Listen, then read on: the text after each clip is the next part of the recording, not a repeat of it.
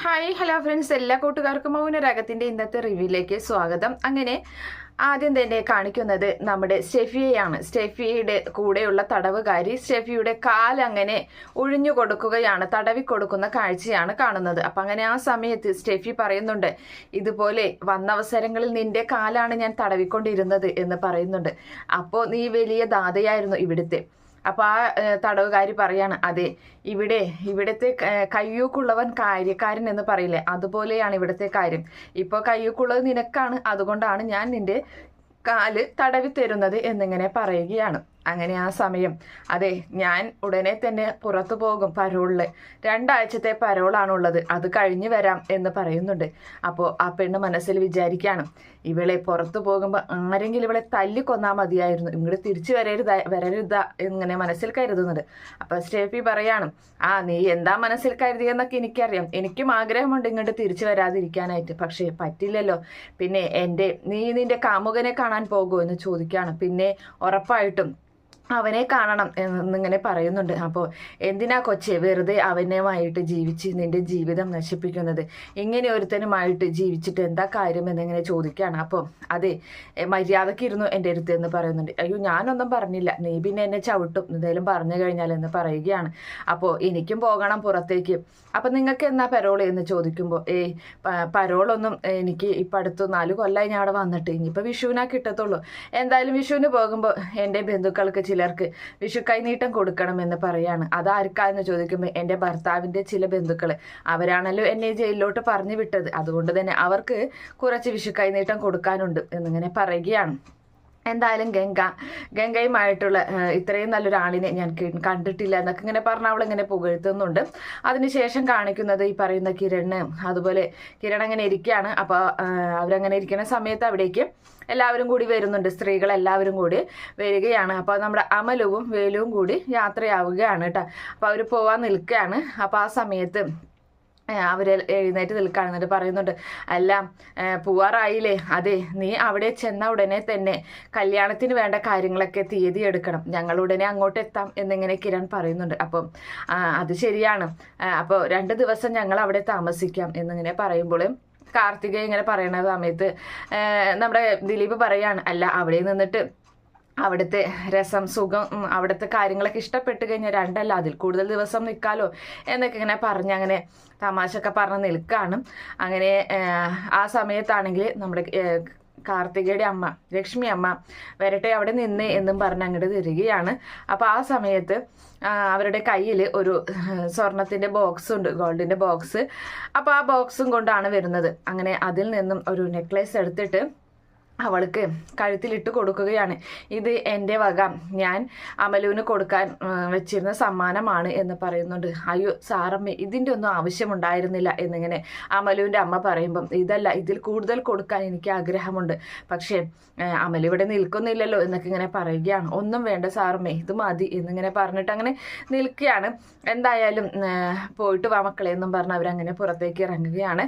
അങ്ങനെ അവർ നല്ല സന്തോഷത്തിൽ തന്നെ അങ്ങനെ പുറത്തേക്ക് പോകുന്നുണ്ട്. അതിനുശേഷം പുറത്തിറങ്ങിയിട്ട് നമ്മുടെ അമലുവും അതുപോലെ വേലുവും പറയുന്നുണ്ട്, ഇവിടെ കുറച്ച് ദിവസമേ ഉണ്ടായുള്ളെങ്കിലും ഇവിടുത്തെ നിമിഷങ്ങൾ തന്നെയായിരിക്കും മനസ്സിൽ, ഇവിടെ നിന്നും പോകാനേ തോന്നുന്നില്ല എന്ന് പറയുകയാണ്. എന്നാൽ പിന്നെ കുറച്ച് ദിവസം കൂടി നിന്നിട്ട് പോയാൽ പോരെ എന്നിങ്ങനെ നമ്മുടെ കാദംബരി ചോദിക്കുന്നുണ്ട്. അയ്യോ വേണ്ട, അവിടുത്തെ കാര്യങ്ങളൊക്കെ അച്ഛൻ മരിച്ചതിന് ശേഷം ഇവർ പോകുന്നതല്ലേ, അവിടെയും ആൾക്കാർ കാണാൻ കാത്തിരിക്കല്ലേ എന്നിങ്ങനെ അമലുവിൻ്റെ അമ്മ പറയുകയാണ്. പിന്നെ ഇങ്ങോട്ട് കൊണ്ടുവന്നത് എന്തായാലും നന്നായി, അതുകൊണ്ട് എൻ്റെ മോളുടെ മുഖം ഒന്ന് തെളിഞ്ഞിട്ടുണ്ട് എന്നിങ്ങനെ അമലുവിനെ പറ്റി പറയുന്നുണ്ട്. എന്നാൽ പോയിട്ട് വരാം എന്നൊക്കെ പറഞ്ഞ് അവരോട് യാത്ര പറഞ്ഞ്. അപ്പം കിരൺ പറയുന്നുണ്ട്, ഞങ്ങൾ ആ പുഴക്കടവിൽ വരെയും കൊണ്ടുവന്നാക്കിയിട്ട് വരാം. കിരണും കല്യാണി അങ്ങനെ കയറുകയാണ് കാറിൽ. അപ്പം അവരോട് സൂക്ഷിക്കണം എന്നൊക്കെ ഇങ്ങനെ പറഞ്ഞു കൊടുത്തതിന് ശേഷം അവർ അതിൽ കയറി പോവുകയാണ്. അങ്ങനെ അവരതിൽ കയറി പോകുന്ന കാഴ്ച കാണുന്നുണ്ട്. അതിന് ശേഷമാണെങ്കിൽ വീണ്ടും ഈ സ്റ്റെഫിയെ തന്നെയാണ് കാണിക്കുന്നത്. അപ്പോൾ ഈ സ്റ്റെഫി പറയുന്നുണ്ട്, ഇപ്പോൾ എന്നെ വിളിക്കാൻ വാർഡൻ വരും, ഞാനിപ്പോൾ പോകും എന്നൊക്കെ ഇങ്ങനെ പറയുകയാണ്. എടി കൊച്ചേ, നീ എന്തിനാണ് ഇങ്ങനെ ഒരുത്തനെ സ്നേഹിക്കുന്നത്? നിനക്ക് അല്ല, ഞാനൊന്നും പറയുന്നില്ല, നീ ഇങ്ങനെ ഒരുത്തനെ സ്നേഹിച്ചത് കൊണ്ടല്ലേ നിനക്ക് വീടും വീട്ടുകാരും ബന്ധുക്കളും എല്ലാവരും നിനക്ക് നഷ്ടപ്പെട്ടത്, അതല്ലേ നിന്നെല്ലാവരും ശത്രുവായി കാണുന്നത് എന്ന് പറയുകയാണ്. അപ്പോൾ അവളങ്ങനെ ഇത്തിരി ദേഷ്യപ്പെട്ട് അങ്ങനെ പിന്നെ അവിടെ അങ്ങനെ ഇരിക്കുകയാണ്. അങ്ങനെ അതിന് ശേഷമാണെങ്കിൽ ഈ കല്യാണിയും കിരണും കൂടിയിട്ട് തിരികെ വരുന്ന ഒരു കാഴ്ചയാണ് കാണുന്നത്. അപ്പോൾ അവർ പറയുന്നുണ്ട്, അല്ല നമുക്ക് ഇങ്ങനെയൊക്കെ അങ്ങ് പോയാൽ മതിയോ, ഇനിയിപ്പോൾ അവരുടെ വീട്ടിലോട്ട് പോയില്ലേ, അപ്പോൾ അതിന് ശേഷം ഇനിയിപ്പോൾ നമുക്ക് അപ്പോൾ എന്താ ഉദ്ദേശിക്കുന്നതെന്ന് ചോദിക്കുകയാണ് കല്യാണി. അല്ല, കമ്പനി കാര്യങ്ങളാണ് ഞാൻ ഉദ്ദേശിക്കുന്നത്, കമ്പനിയിലോട്ട് പോകണ്ടേ എന്ന് ചോദിക്കുകയാണ്.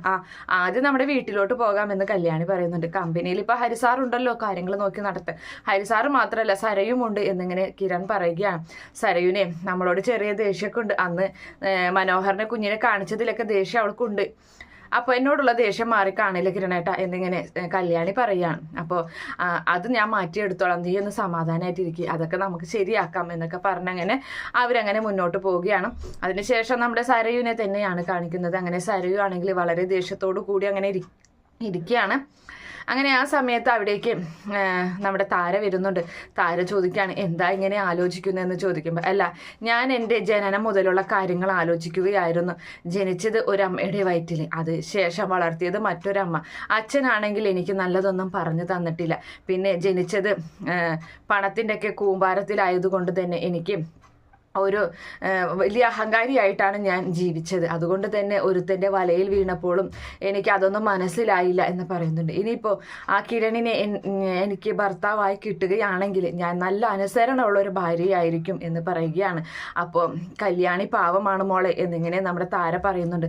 കല്യാണി അതെന്നോട് പറയരുത്, എനിക്കറിയാം നിങ്ങൾക്ക് അവരോട് സ്നേഹമുണ്ടെന്ന് അവളോട്, പക്ഷേ എൻ്റെ കൂടെ നിൽക്കണമെങ്കിൽ എൻ്റെ കൂടെ തന്നെ നിൽക്കണം, ഞാൻ എന്ത് പറഞ്ഞാൽ അതിനനുസരിച്ച് നിൽക്കണം, ഒരു കാരണവശാൽ എൻ്റെ മനസ്സിൽ ഇങ്ങനെ ഒരു ആഗ്രഹമുണ്ട്, ഒരാളോട് പോലും പറഞ്ഞു പോകരുത്, അങ്ങനെ പറഞ്ഞു പോയാൽ ഞാൻ നിങ്ങളെ വിട്ടുപോകും, എന്നെ സ്വീകരിക്കാൻ എൻ്റെ വളർത്തമ്മ ഇരു കൈയും നീട്ടി അവിടെ ഇരിക്കുന്നുണ്ട്, ഞാൻ അവരുടെ അരികിലേക്ക് പോകും എന്നൊക്കെ പറഞ്ഞ് ഭീഷണിപ്പെടുത്തുന്നുണ്ട്.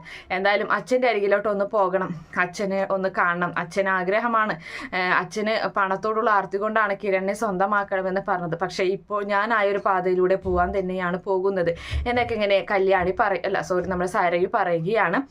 അതിനുശേഷമാണെങ്കിൽ സ്റ്റെഫി പുറത്തിറങ്ങുന്നതാണ് കാണിക്കുന്നത്. അങ്ങനെ നമ്മുടെ ഇവൻ്റെ ഗംഗയുടെ കൂട്ടുകാർ ഫ്രണ്ട്സിനെ കാണുകയാണ്. അപ്പോൾ ഫ്രണ്ട്സ് കാര്യങ്ങളൊക്കെ പറയുന്നുണ്ട്. അങ്ങനെ അന്ന് പോയതാണ് അവൻ പിന്നെ ഇങ്ങോട്ട് ഞങ്ങൾ കണ്ടില്ല എന്ന് പറയുന്നുണ്ട്. അപ്പോൾ അവൻ എന്തോ പറ്റി കാണും, അപ്പോൾ കിരണിനെയാണ് അവൻ ഏറ്റവും പേടി എന്നിങ്ങനെ അവർ പറയുന്ന സമയത്ത് അവൻ എന്തെങ്കിലും ചെയ്തു കാണാം, അങ്ങനെ എൻ്റെ ഗംഗയെ അവരെന്തെങ്കിലും ചെയ്തിട്ടുണ്ടെങ്കിൽ അത് പുറത്തു കൊണ്ടുവരണം, അതിനുവേണ്ടി നമുക്കൊരു കേസ് കൊടുക്കണം എന്ന് പറയാണ്. അപ്പോൾ അവർ ചോദിക്കുന്നുണ്ട്, ആര് കേസ് കൊടുക്കും, ഞങ്ങൾ കേസ് കൊടുക്കാൻ പോയി കഴിഞ്ഞാൽ ഞങ്ങളെ പിടിച്ച് അവർ അകത്തിടും എന്ന് പറയുകയാണ്. പിന്നെ തന്നെയല്ല അവനെ എൻകൗണ്ടറിൽ കൊല്ലാൻ വേണ്ടി വരെ പോലീസുകാർ തീരുമാനിച്ചിട്ടുണ്ടായിരുന്നതല്ലേ, അപ്പം അങ്ങനെ ഒരാൾ മരിച്ചു കഴിഞ്ഞാൽ ആർക്കും ഒരു കുഴപ്പവും ഉണ്ടാകില്ല, ഇനിയിപ്പോൾ അവൻ എന്തെങ്കിലും ചെയ്ത് കുഴിച്ചിട്ടോ എന്ന് അറിയില്ല എന്നൊക്കെ ഇങ്ങനെ പറയുകയാണ്. അപ്പോൾ സ്റ്റെഫി പറയുന്നുണ്ട്, ഞാൻ കേസ് കൊടുക്കും പോയിട്ട്, എന്തായാലും ഞാൻ അവനെ സ്നേഹിച്ചതല്ലേ, അപ്പോൾ എനിക്ക് കേസ് കൊടുക്കാൻ പോയിട്ട് എന്ന് പറഞ്ഞങ്ങനെ നിൽക്കുകയാണ്. അപ്പോൾ പറയുന്നുണ്ട്, നിന്നെ പറ്റി അവൻ എപ്പോഴും പറയാറുണ്ട് എന്നിങ്ങനെ സ്റ്റെഫിയോട് അവരിങ്ങനെ പറയുന്ന സമയത്ത് എനിക്കറിയാം അവൻ എന്നെ ഒരുപാട് ഇഷ്ടമാണ്, എനിക്കും അതുപോലെ തന്നെ ഒരുപാട് ഇഷ്ടമാണ്, എന്തായാലും അവൻ്റെ ആഗ്രഹം പോലെ തന്നെ അവൻ്റെ പെങ്ങളെയും അമ്മയെയും പിന്നെ കല്യാണിയെയും കിരണിനെയും ഒക്കെ ഇല്ലാതാക്കണം എന്നൊക്കെ പറഞ്ഞ് സ്റ്റെഫി അങ്ങനെ നിൽക്കുന്ന ഭാഗത്തോടു കൂടിയാണ് ഇന്നത്തെ എപ്പിസോഡ് അവസാനിക്കുന്നത്. ഈ റിവ്യൂ ഇഷ്ടപ്പെടുകയാണെങ്കിൽ ഈ ചാനൽ ഒന്ന് സബ്സ്ക്രൈബ് ചെയ്ത് സപ്പോർട്ട് ചെയ്യുക. Okay friends, by, thank